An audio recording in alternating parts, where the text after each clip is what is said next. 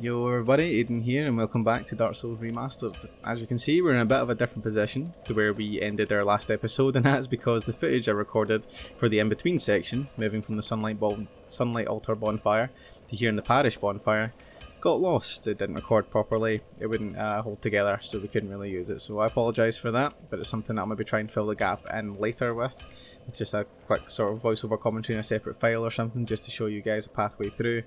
But I think what's important is that we haven't beaten the boss yet. We haven't done the first Bell of Awakening, so that's what we're going to go do today and set off in the second, set off in search of the second bell. Sorry, and that's where we will go from here. So before we get started, we're going to head down and show off Andre again. So you guys never got my introduction to Andre the last time because we missed out. But Andre here is going to be our blacksmith for the entire playthrough, pretty much. There's only a select few things Andre can't do, but for the most part, he's going to be the guy we're going to keep coming back to this bonfire constantly. And speaking with him and getting him to increase their items and stuff, you can buy Titanite shards from him. You can buy this Crest of Artorias, which is going to be pretty important later on for farming souls initially, but then also as a shortcut to a later boss. You can get these smith boxes here that let you increase your weapons and armour at bonfires, although you can't ascend your weapons there. I think you still need to speak to a blacksmith to do that. And also a repair box. Repairing things isn't really important in Dark Souls 1. It's more so in Dark Souls 2. And less so in Dark Souls 3, but it's nothing you really need to worry about too often except one specific area later in the game perhaps. He offers a nice selection of weapons.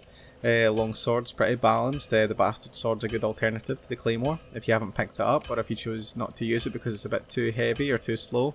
The Battle Axe works great as well. And I'd say the pike is okay, but if you've already got the winged spear from the Firelink Shrine, you probably want to focus more on that instead. He also sells arrows if you want to go back and shoot the Dragon's Tail to get the Drake Sword, as was put in my video that should be up now and running. Last time what you guys missed then is we moved from the Sunlight Altar bonfire here to the Parish bonfire, and along the way we managed to kill the Berenike Knight who guarded a Firekeeper's soul. As you can see, our Estus Flask is now +2. Inside the Parish there's a knight who guards a Firekeeper's soul, and we killed him and got that soul off him. However, he also dropped a great axe for us as well, which you can't really see. There's there. So if you want a much better version of the battle axe, then the great axe will also serve those needs as well. So look into those. I'm just trying to stop myself from sneezing. We killed the channeler at the top of the stairs and the cathedral as well. I'm going the wrong way because there's still something we have to do. And he will not respawn either. He will buff the enemies round about him, and he can also hit you with some nasty magic attacks. He's the first magic user we've really encountered in the game so far. So what we're going to do here, as you can see in the top left, I have a 2 inside that little circle there, and that's our humanity counter. So if you pop humanity, you won't get it immediately. It'll go into your counter in the top left, and what you can use is then use it at bonfires to A, reverse hollowing to become human, like I did, and then kindle a bonfire if you wish. I'd say kindling at this point in the game might not be totally necessary. If you've got spare humanity, do it. If you're in human mode, you need to be human to kindle a bonfire, so if you are human and have spare humanity and you haven't kindled that bonfire yet, I'd say go ahead and do it. All humanity is lost whenever you die in your counter, so I'd say if you have it, use it. We want to be human because being human allows us to access some soap summon things, which we're going to use up at the top here. There was someone locked in a very high tower up there that we actually unlocked using the master key. If you have not got the master key, you'll need to go and get his actual jail cell key from the passageway that we passed through from the Sunlight Altar. You can find that in there hanging on some rafters, I believe. We're going to take these guys out pretty easily. One more thing to note before we go any further is their Claymore is +3. We just bought a bunch of Titanite shards from Andre and used his abilities to upgrade them. The Berenike Knight was standing here and he was absolutely smashed into the ground. There's a summon sign there. What's this guy's name? Arctos. Now you're okay. Stick to NPC summons if we should need them. So these guys are the Baldur Knights. This one's not too bad because you can get them on the stairs. And if you've got the sort of beneath height advantage, if that makes sense, if you're below them, then you can dodge most attacks and dish out the damage yourself. He is stuck. Please let go of me, sir. Here is where all the little guys were, all the normal hollows, and they were being sort of protected and buffed by a channeler. That's not the case anymore because we killed him, so that's absolutely fine. Best way to take care of a lot of these guys, instead of doing that, is to use that thrusting attack because it puts distance between you and them. Like that. Normally though you'd like to hit them. You can also get a wee spot around that corner there, a wee slash. To we're trying to take as many out at a time as you can. They are just numerous. Thankfully they're much weaker than they were earlier on whenever the Channeler got a hold of them and boosted their strength. If you haven't already freed Lautrec from his cell to begin his side quest using either the key from the basement or the master key, you can head up there to where that Baldur Knight is, go beyond him. You'll find a sort of shoddy wooden board concealing a doorway. If you crack through that, you'll find Lautrec at the top of the stairs, and if you have the right key to free him, then you'll free him. So here we go. We are going up. And let me just check. Yeah, I just want to know which one had my Pyromancy Flame on it. So, Solera is here. Lautrec does not seem to be here. It's pretty strange. But, nevertheless, perhaps Solera is all we need. So we'll summon Solera. For the most part, I think many bosses in the game don't really require too many summons. However, there are some who are actually very helpful. Some will help almost solo a boss at times as well. And I think it's important that they're in the game to be used. This guide isn't necessarily just to prove that, you know, I can go through the game and beat it on level 1 and things like that, and you can too. Like, I've done those things before, and that's absolutely fine. This is more of a thing just to show how to get through the game in the easiest way possible, and you'll find a lot of the time the NPC summons are going to be vital in these boss fights to take a certain level of aggro off you. For instance, this gargoyle fight here. You'll see... Oh, okay. Kind of just sort of cut out, even though I'm pressing it. That's fine. So this guy, just let him kind of swing away. His swings go all the way around him, that's what makes him such a dangerous sort of bad guy. His tail is also a weapon, which also makes him a dangerous guy. But what we're really wanting is Solera to sort of take on the first hits, and as you can see there it is... his lightning spear does an immense amount of damage.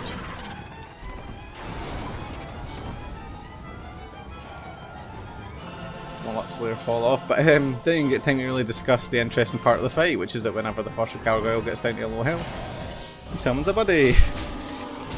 Ow. So there's his buddy.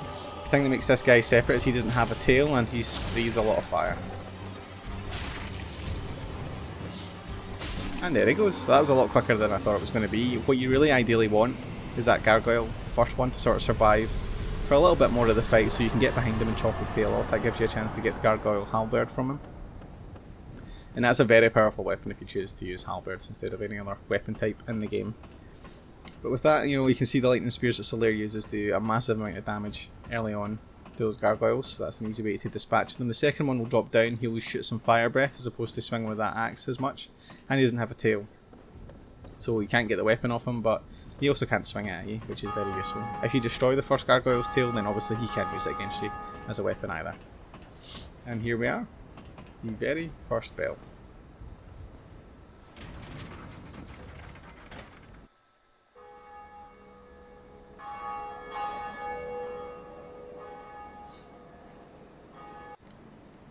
So skip that cutscene because nothing terribly interesting happens in it. It's just a sort of little victory moment for us. We have rang the first bell, and I believe we got a homeward bone from it. Is that right? You usually do, but you don't want to use that homeward bone if you did get one. You want to just ignore it and climb back down because it's going to allow us to meet another quite interesting NPC. So Dark Souls 1 has a pretty unique system in the sense that it has this sort of sin system. If you invade other people's world and kill them, you'll accumulate sin. If you betray a covenant you're a part of, I believe you also accumulate sin. If you accumulate too much sin, then you'll get another covenant coming after you who kills sinners. If you want to get your name out of their books, this is the guy you want to see. I believe this is Oswald? Greetings. I am Oswald. Yeah, Oswald of Carim. So he works for a god called Velka. Now Velka is going to become pretty much important, in a sense, to the lore. We don't really know exactly where she fits in, but we know that she has a massive influence over a lot of things, especially in this first game. He also gives you the best gesture in the game, which is that outstretched arm thing that he's doing. But if you check his things, then if you get cursed, we'll talk about curse a little bit later on, if you get cursed, which is the worst status ailment in the game, Oswald sells the items for you to cure it. You can report someone who's a sinner, buy some homeward bones, or check who the most guilty people are on your game. Karmic Justice is a pretty powerful spell. You need to be pretty dedicated to magic to use it though, so we're not really going to bother with it. Belka's Talisman again is another thing if you're magically or faith inclined, and he sells these sort of blood bite rings, poison bite rings. The bite rings give you resistance to whatever they mention, so this one's blood, this one's poison, so that's bleeding, poison, and a ring of sacrifice is a ring that means whenever you die you won't lose the souls or anything you've got, but the ring will break. So that's pretty cool, very important. They kind of messed up the system in I think Dark Souls 2, they added in the rare ring of sacrifice. I don't know if it's actually in this game either, where if it breaks you can just repair it again, and it just became a sort of like crutch ring for a lot of people to use, and that's not a bad thing. I personally think it's just frustrating for the point of view that it'll take up a ring slot which you could probably use for something that's way better. But if you want to use it to make sure you safeguard your souls and everything, then yeah, I'd say go for it. So what we're going to do is not actually head back towards Andre, we have no more business with him. We are going to head back to the shortcut which I showed off in the last episode, but of course you didn't get to see the last episode. So if we head just here, we can head into this elevator, and this will return us back to Firelink Shrine.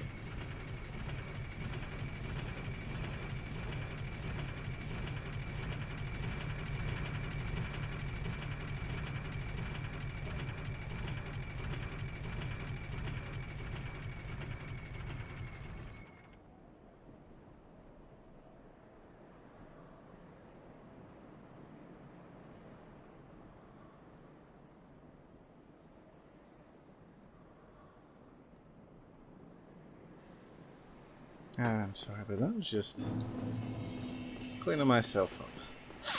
Got a bit of a cold. I'm just trying to make sure I don't sneeze all over this recording. So we make our way back to Firelink Shrine. Here we are. And we've got a couple of things to do now. First thing I'd say is make sure you rest here. You want this to now be your sort of focal point. We're going to now level up. I think what we should do, let's see how many levels we're getting first. So 13 there just now. So we're getting 7. What to do with 7? So that takes us to 5. Takes us to 2.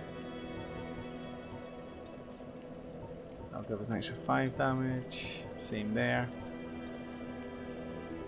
Let's see if we take that. And we'll go with that. So, now, in order to get our next spell, we have to head down here. But what you will come across is this sneaky man with a message in front of him. Can't take this. So, I don't want to spoil too much, but I think we might as well talk about it right now. You have two choices with Lothric. You can either straight up kill the man right now. He gives you a good ring that's very decent to use for the whole game, but you don't get to do his side quest. If we leave him alone and head to the next spell, we get to do a side quest, which takes place into the second half of the game, and it's a pretty fun side quest to do.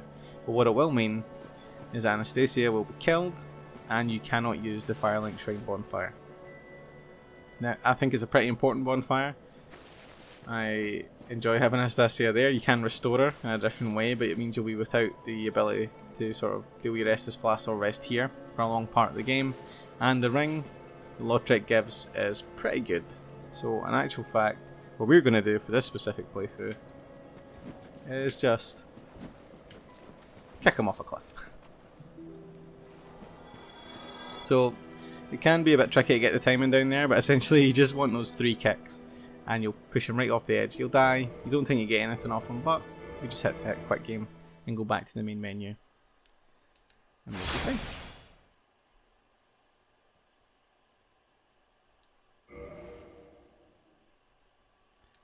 Follow through the menus, come back into the game, and this time when we load in,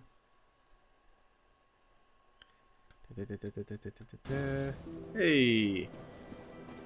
It drops humanity and the Ring of Favour and Protection. So, what the Ring of Favour and Protection does is increase your HP, stamina and equip mode.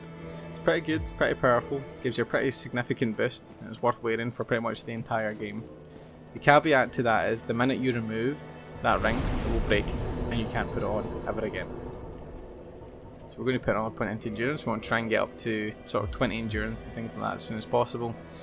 And then sooner after that 40 endurance, but we try and keep our vitality in step with that. And we'll need to obviously keep an eye on our strength and dexterity as well, but not to worry. as we get into the next section of the game, we're going to find some places to farm some good souls. So, where do we go next? Well, for us, with the Master Key, we are going to head down, down, down, back to New Londo. If you don't have the Master Key, then you're going to want to start heading down into the depths. So if you go to where you first met Solaire, on the top of the bridge next to the dragon, you'll remember there's a locked door there. And what you'll want to do is open that door using the basement key that you'll obtain from going through the area with the pig, which was lost in the last episode. If you get that basement key, go to that door and take yourself through there. That'll take you to the sort of correct place, take you to the depths, where you'll need to fight a very frustrating boss, and then the actual area of the depths, which is a little bit nicer with a much more interesting boss. But we're going to skip all of that and take this sort of secondary way. So using the Master Key, we can come down to New Londo Ruins, climb up here and open this gate. We've already done this at the very beginning of the game, of course, and head across this bridge and in this cave here. Once we get through that cave, there's going to be some difficult things to navigate, and once we reach the bonfire, as long as we've still maintained human form, which I hope we will, then we'll be invaded by another NPC. We can take them down, use them as an NPC summon for the next Bell boss, and also sort of just get on our way. But I'd rather not push it any further there. I'd like us to remain here any further, and we're going to start running into enemies and then the NPC invasion, and that's just going to take us way over time, I think, by the time we get all of that done. So I think we're going to put to an end here. The first bell has been rung. We're making good progress in this game. We're doing well. We've got our stats up. We've got the Ring of Favour and Protection, which is going to give us a massive boost going forward. And the second bell is just around the corner, potentially just even in the next episode, if we get things done fast enough. But I want to thank you guys for sitting here and watching this today. I appreciate I lost some footage from the last episode, but we'll make that up somehow. If you like this video, please feel free to give it a like. If you have any comments or feedback, please drop it in the comments below. If you'd like to see more from this guide and other guides I've got here on the channel for various games, then please feel free to subscribe as well. So that's me for today, but until next time guys, that's everything. See ya.